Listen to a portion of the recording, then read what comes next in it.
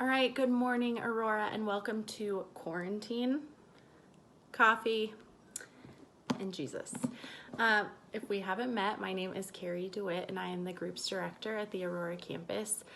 And I really miss you guys. I'm a self-proclaimed introvert, and over these last few weeks, I've started to question that because literally all I want to do is hang out with my pals, my team, and hang out with you guys all day on a Sunday and see your faces. And so I'm starting to question that, although I think I for sure am still an introvert. But if you've been tuning in, we have been going through the book of Philippians together. So Johanna did an awesome job kind of introing the book of Paul and setting the stage. So Paul is currently in prison and he is writing to the people of Philippi, which is in Greece somewhere, like ancient Greece. And he's writing to encourage them and also to thank them for their support, both financially and emotionally. And then Jamie took us through chapter 1, which was awesome. She did a really great job unpacking that for us. And kind of the main takeaway, at least for me, out of that was the challenge that it's a privilege when we suffer for Christ and with Christ because of what he did for us ultimately on the cross, that we should consider that a privilege. And Jamie did a really good job kind of admitting that that's hard for us, a lot of us to wrestle with, but it was a great challenge. And then yesterday, Cole took us through chapter 2, right, which was all about looking at what Jesus did for us and that he came to earth in the flesh to suffer the things that we would suffer through so that he would know and that he could really understand what we were walking through, and then ultimately died on the cross to save us and to be in relationship with us. And so in light of that, the question that he challenged us with was, how are we serving and loving people, our neighbors, people in our communities, the way that Jesus did and that he calls us to?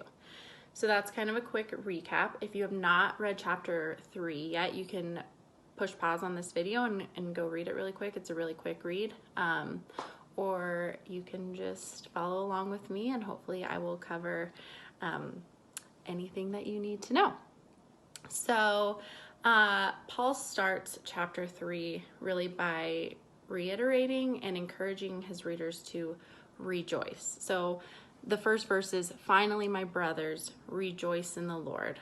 And so we all have, I'm sure I have something hanging on my walls right now that says rejoice or rejoice in the Lord. Or maybe you remember in Sunday school, those of you who were Sunday school kids, that song that we would sing it with me. Rejoice in the Lord always, again I say rejoice. Okay, I will never sing again on camera. This is a safe place, I hope, where I can just be me. Don't judge me. Okay, but we've all said, read, or sang the word rejoice. But if I'm being honest, I don't really know what that means. So I looked it up. The meaning of rejoice in the original Greek language is described in 3 ways. One is to be full of cheer, to be calmly happy, and to be well off. So what does it mean to be full of cheer? The word full, according to the dictionary, means abounding, saturated, having within its limits all it can hold. So think of, when you eat too much and you say you're full, you literally feel like you can't put anything else in there. It is full to the max. And then the word cheer means to greet with shouts of joy or cheers. So, you put those two together. It's to be full to where you could not hold any more joy and to greet others that way. Another definition to be full of cheer is to dispel gloom, sorrow, silence, or apathy. To literally reject it and to remove gloom and sorrow or silence even. And to cause to rejoice, to gladden, and to make cheerful, It also says to infuse life and spirit and to encourage. And so this first definition, to be full of cheer, really takes the focus off of me and you, and it puts it onto God and others, right? So it's not actually like an inward thing with this definition. It's causing others to be glad and encouraging others and like removing the gloom and the sorrow. And then when we look at that second definition of rejoice, which is to be calmly happy, I want to laugh because I feel like right now in this time, calm is not a word we would use to describe what's going on and how some of us feel. Calmly means in a quiet manner without disturbance or without agitation. And then happy means blessed, enjoying the presence and favor of God. I love that. To be happy means you're enjoying the presence and favor of God and enjoying the pleasures of friendship. So again, we put those two together and it's this like calm, quiet enjoyment of God's presence. And so that's kind of more of an inward definition, right? Like this peace that we're experiencing. And then that third definition is well off. And as soon as I saw well off, like I immediately thought of the hymn and then the song that we've been singing lately, It Is Well With My Soul. And we have so much, like right now we're experiencing a lot of loss and fear. We have so much to praise God for. And at the end of the day, like we are richly well off because we know where our security is and we know where our hope lies, and that Jesus has given us all we need, right? The Lord is my shepherd. I have everything that I want. And so I feel like we could just stop there. And that's 4 words into this chapter. And I feel like we could stop there and camp out on what it means to rejoice and look at our own lives to figure out where we could be better in that and who we could encourage. But we are going to keep going, I promise, because we're going to get through chapter 3. So some questions though, as far as rejoicing goes, like this is my challenge for you. So how is God asking us to rejoice right now during this time of chaos and uncertainty and fear? And if we look at those definitions, I'm going to ask it these ways. How can I encourage, cheer up, and bring joy to others during this time? How can I remain calm and enjoy the presence and favor of God in my relationship with Him and in others during this time? And what can I be grateful for? How am I so richly well off right now? And where am I finding my security during this time? So those are my first challenges for all of us to be thinking through. So I'm going to keep going. After kind of centering and refocusing his audience, Paul sort of pushes pause on this whole joy, rejoice theme because he's got to deal with some people. He's going to call some people out. So buckle up. He is warning his readers, the Philippians, about this specific group of people.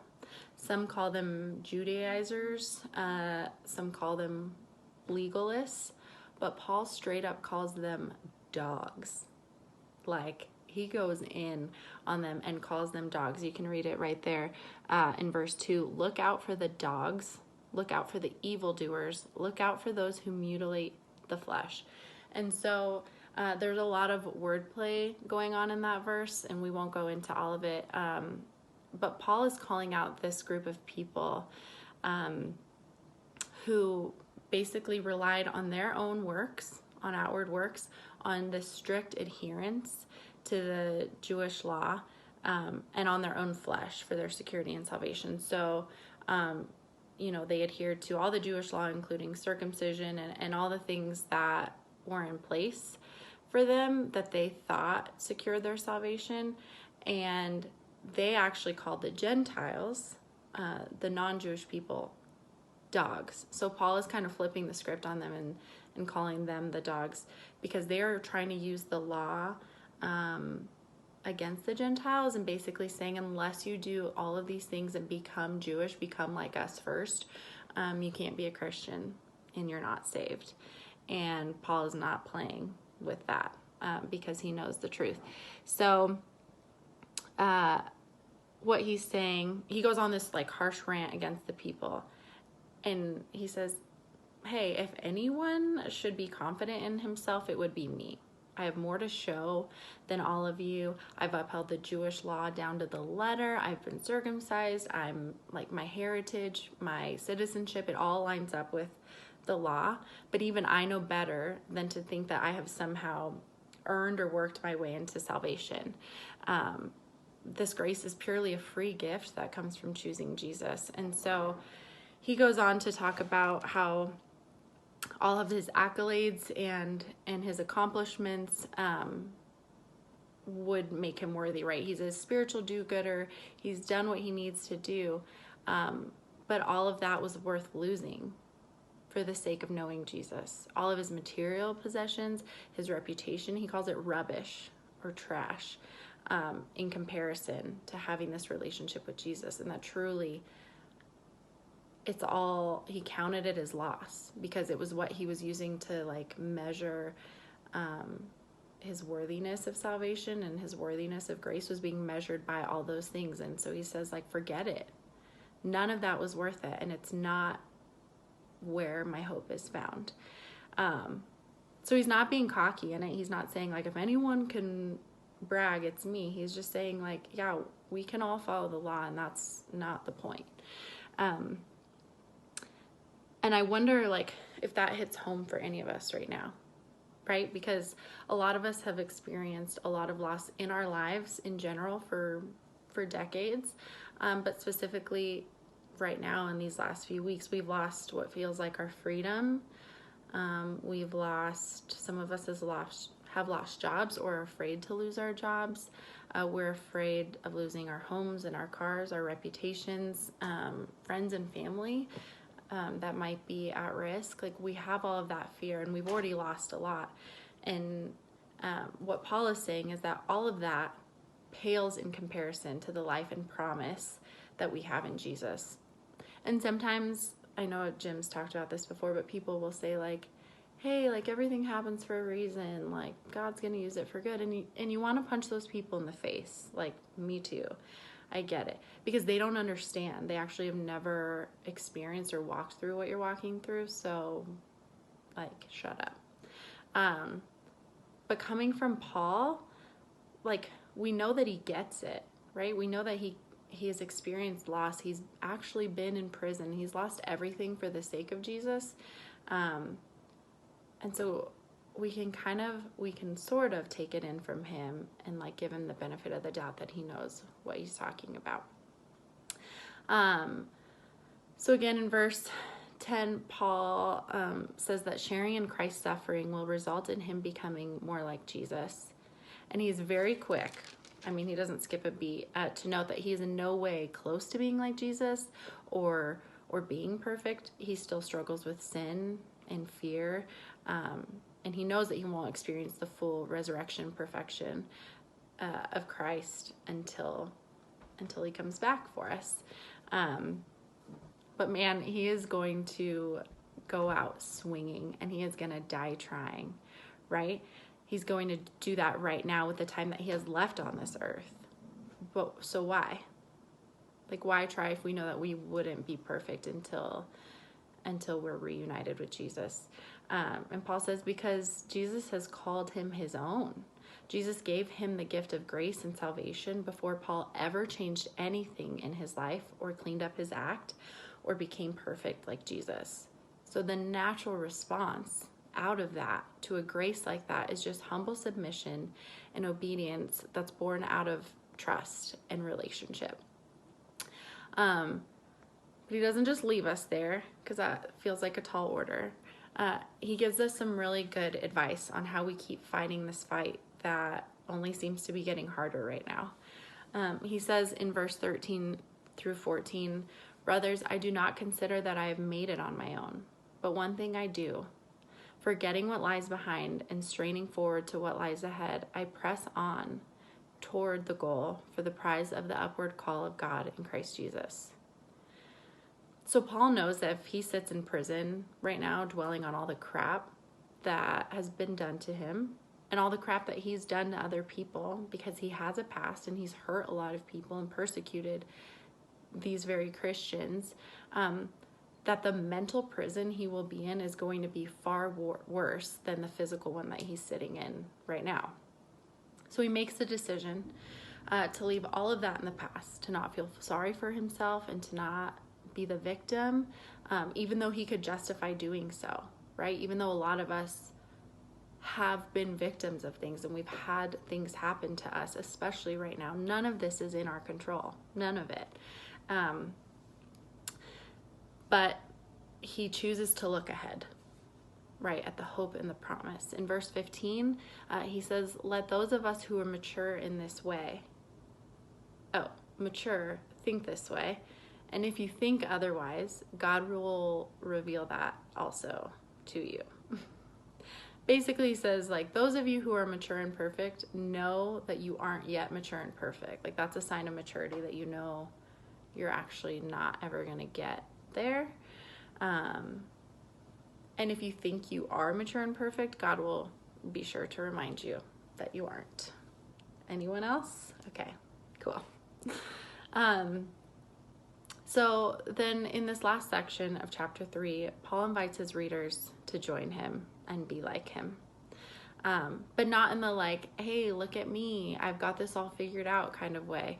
But it's kind of the exact opposite. He's calling to people to join him in like utter dependence and reliance on Jesus, because he knows how imperfect he really is, and he knows that he doesn't have it all figured out. So he's like, hey, like, be like me, realize your weaknesses, realize that you can't do this based on following the law so perfectly and having the right privilege, having the right birthright, any of that, none of that matters. But like absolute submission and reliance on Jesus. And then he also calls them to follow the examples of those who are chasing after Jesus in the same way and at all costs. And that's how a lot of us got started in our faith, right? There was somebody, you saw somebody, whether it was your parents or friends or a spouse, you saw something different in somebody and their life looked different. And you wanted that. You wanted that joy that they had, the peace that they had, even though their life wasn't perfect. So you asked questions and you started to act like them and follow in their footsteps and trust what they spoke into your life as it pertained to faith. And so that's what Paul is encouraging them to do. Like, find those people in your life who have a good faith that you want to emulate. But he's not finished with the dogs yet, right? He circles back to those evil doer dogs who are only concerned with earthly material things and who judge people according to the law, and have no grace or mercy for those who have fallen short. And I wonder, when I was reading this, I was like, I wonder if Paul knew that a lot of us would like relate more towards like with the Gentiles, and we'd start to like forget that we are very much like these dogs, like these Judaizers. I don't know how to say it. And he doesn't want us to get too big-headed, right? He wants to give us a quick gut check before we get a little too confident. So my question, I guess, for us is, do we find ourselves judging others, especially right now? Are we judging others for how they're handling this, right? Are we critical of how people are choosing to self-isolate or not self-isolate? Are we judging them on panicking too much or not panicking enough? Are we using the law quite literally, right? We have like some orders, some mandatory orders in place in different cities and counties. Are we using the law to condemn others instead of responding to them the way that Jesus would? Paul tells us that these dogs, these people who are using the law against Gentiles, against other people, and measuring their righteousness on their works. Their end is destruction, which is scary, and it's probably meant to be. But he closes the chapter by reminding us of our heavenly citizenship, which Jamie explained to us in chapter 1. So make sure you go back and watch chapters 1 and 2 if you haven't already. But Paul encourages us by saying that one day Jesus will come back for us, and he's going to restore our bodies and our hearts and our minds to perfection, right? The sickness we battle, the sins and the addictions that we have not yet conquered, that will all be made perfect when Jesus comes back. So Paul is saying, keep fighting. Don't give up. Like, there will come a day when all of this will be made right. So I don't know about you, but this just felt like such a timely reminder. I felt really encouraged after studying this chapter because it gave me a reason to keep hope. It took my focus off of these present circumstances and all of these things that are less than ideal and out of my control and aren't anything like I hoped that they would be right now. And it put the focus on the end goal. Like, what is all this for? Why would we keep going? Why would we keep having faith? And it's because we know that Jesus is coming back for us and that we're going to be made perfect. And that his incredible gift of grace that we did not have to work for, that we never had to have our lives cleaned up for yet, before he did that for us, and before he offered that gift and called us his children. That makes this whole thing worth it, and that you can't help but respond with obedience and a desire to be more like Jesus and to rejoice, right? Like, how do you not rejoice in light of that good news? So tomorrow Dan is going to close us out with chapter 4. Oh my gosh, I'm way over time. I'm going to try and edit this. But he's going to close us out with chapter 4 and some final thoughts on Philippians. So be sure to read through chapter 4 tonight and tune in with us tomorrow. I love you guys. I'm so thankful for this big, crazy, imperfect family that we call Flatirons Aurora. I can't wait to be back with you guys, but I have loved studying Philippians with you. I look forward to doing the next book together. So let us know what you think. Let us know what you're wrestling through in the comments. And we'll see you guys tomorrow. Love you.